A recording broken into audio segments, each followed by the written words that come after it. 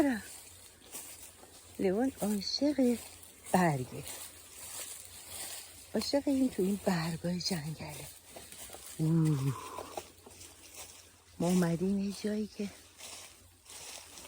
خودمون نمیدونیم کجاست. آیده خانم بودو بیا.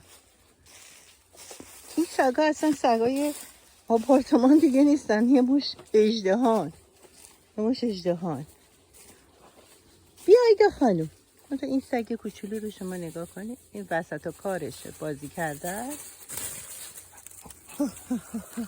چی شده؟ ها هستی چی؟ بودو به لیونو بگی. بیا ببینم لیون پسرم. بودو لیون پسرم. لیون پسرم. اصلا هیچ حسابم میکنن وقتی میریم جنگل. حالا خونه باشه بگی لیون پسرم شیشه پشتکی، ولی اینجا هیچ.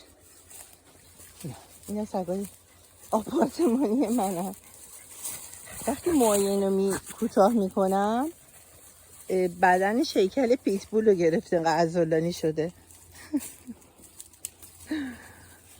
آخه اینم که همیشه با منه، همیشه پشت سر من راه میره، همیشه امکان نداره یک قدم جلوتر از من باشه. برکی خانم نه موقع ویسکی.